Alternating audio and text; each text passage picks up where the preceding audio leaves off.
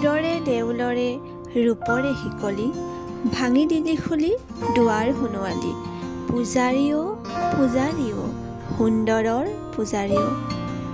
সৰ্বপ্ৰথমে কলাগুৰু বিষ্ণু ৰাভাদেৱক সোঁৱৰি আপোনালোক সকলোকে মোৰ এই ভিডিঅ'টোলৈ স্বাগতম জনাইছোঁ।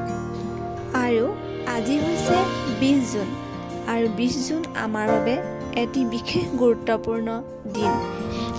আজিৰ দিনটোতে অসমৰ এগৰাকী শিল্পী, সংগ্ৰামী, সাহিত্যিক, নাট্যকাৰ, সংগীতজ্ঞ, নৃত্যবিদ, চিত্ৰকৰ, অভিনেতা, সংগঠক আৰু মুক্তিযুঁজাৰু কলাগুৰুৰূপে খ্যাত বিষ্ণুপ্ৰসাদ ৰাভাদেৱৰ 1969 চনত 20 জুন তাৰিখে মৃত্যুবৰণ কৰে আৰু এই দিনটোতে তেখেতৰ কৰ্মৰাজিসমূহ সোঁৱৰি 20 জুন তাৰিখে সমগ্ৰ অসমতে ৰাভা দিৱস পালন কৰা হয়। গতিকে এই পবিত্ৰ দিনটোত তেখেতক সোঁৱৰি আমিও এগছি বন্তি প্ৰজ্বলন কৰি তেখেতৰ মহান কৰ্মৰাজিক সোঁৱৰণ জনাই সন্মান জনাই এগছি বন্তিৰে শ্ৰদ্ধাঞ্জলি জ্ঞাপন কৰোঁ। বিদ্যালয়ৰ শিক্ষক শিক্ষয়িত্ৰী, মোৰ সহপ্ৰশিক্ষাৰ্থী আৰু বিদ্যালয়ৰ কণ কণ ছাত্ৰ ছাত্ৰী সকলোৱে মিলি ফুল অৰ্পণ কৰোঁ। আহকচোন চাওঁ আমি কেনেদৰেনো ৰাভা দিৱস উদযাপন কৰিলোঁ। এয়া হৈছে আমাৰ মেণ্টৰ, যাক আমি অনুষ্ঠানটিৰ বাবে বিশেষ অতিথি হিচাপে আমন্ত্ৰণ কৰি আনিছিলোঁ আৰু তেওঁ শ্ৰদ্ধাঞ্জলি জ্ঞাপন কৰিছে।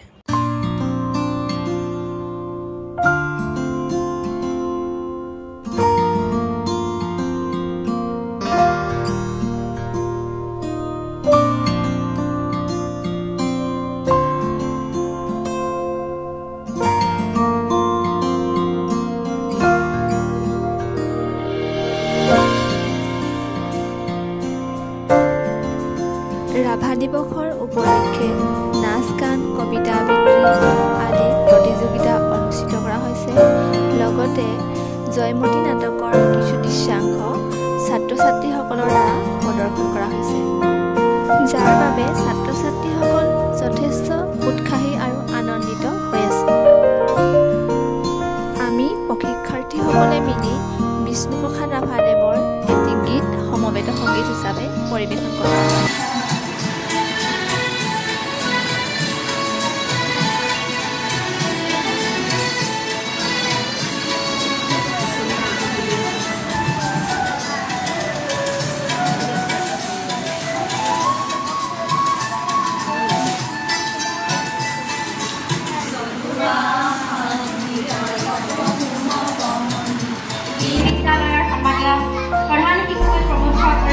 মেণ্টৰ বাইদেৱে তেখেতৰ দুআষাৰ আগবঢ়াইছে। আজিৰ দিনটোৰে মহত্ব উপলব্ধি কৰি তেওঁলোকে কৰা অনুষ্ঠানত শ্ৰদ্ধাৰে সেৱা জনাই, নমন জনাই মই মোৰ বক্তব্য সামৰণি মাৰিছোঁ।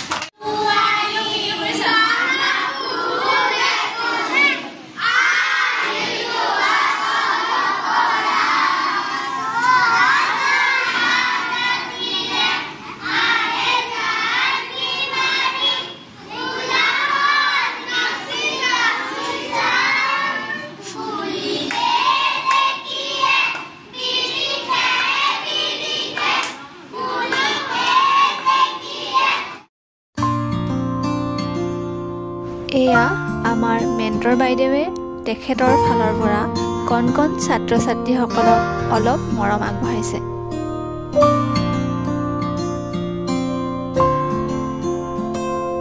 এতিয়া ছাত্ৰ ছাত্ৰীসকলে পৰিৱেশন কৰা নাচ গান, কবিতা আবৃত্তিৰ কিছু দৃশ্যাংশ চাওঁ আহক।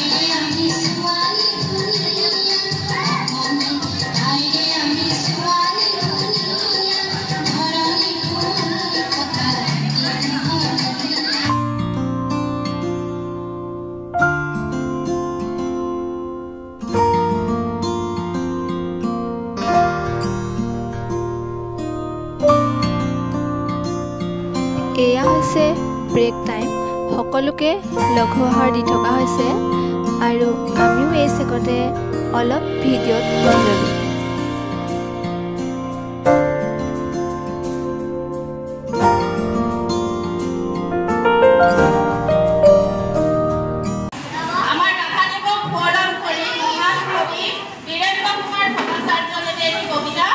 ৰচনা কৰিছিল। মই এই কবিতাটোৱে কিয় নামিব আবৃত্তি নহয় পাঠ কৰিবলৈ ওলাইছোঁ।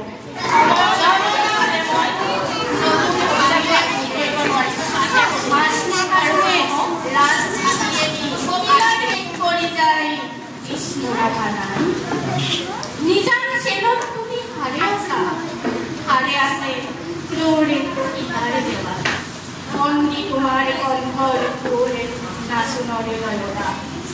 তুমি হারে আছা, হারে আছে আৰু জাগ্ৰত জনতা নিদ্ৰাবিহীনে ৰাতি বিষ্ণু ৰাভা কেতিয়া ইমান ৰাতি। বিষ্ণুপ্ৰসাদ ৰাভাদেৱৰ দ্বাৰা ৰচিত জয়ানাই গীতটিক আধাৰ হিচাপে লৈ ছাত্ৰ ছাত্ৰীসকলে প্ৰস্তুত কৰা জয়মতী নাটকৰ কিছু দৃশ্যাংশ চাওঁ। এয়া ল'ৰা ৰজাই তেওঁ সেনাসকলক আদেশ দিছে ৰাজকোঁৱৰসকলক অংগক্ষেপ কৰিব।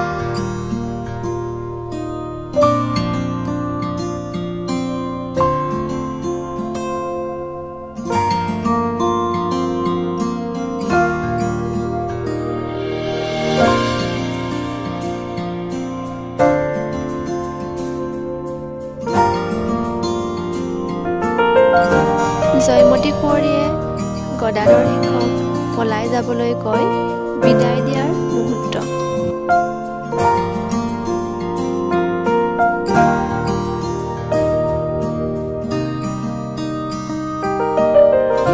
জয়মতী কুঁৱৰীক তেওঁৰ স্বামীৰ খবৰ সুধি ল'ৰা ৰজাৰ ৰাজসভালৈ লৈ অহাৰ দৃশ্য।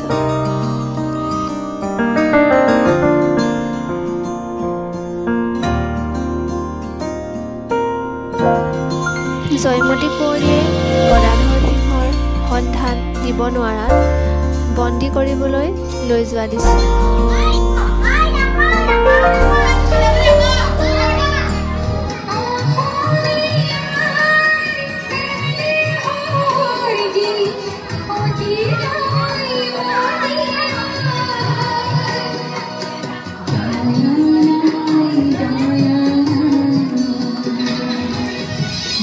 এয়া নাটকৰ সমাপ্ত পৰিছে জয়ানাই শীৰ্ষক গীতটিৰ দ্বাৰা।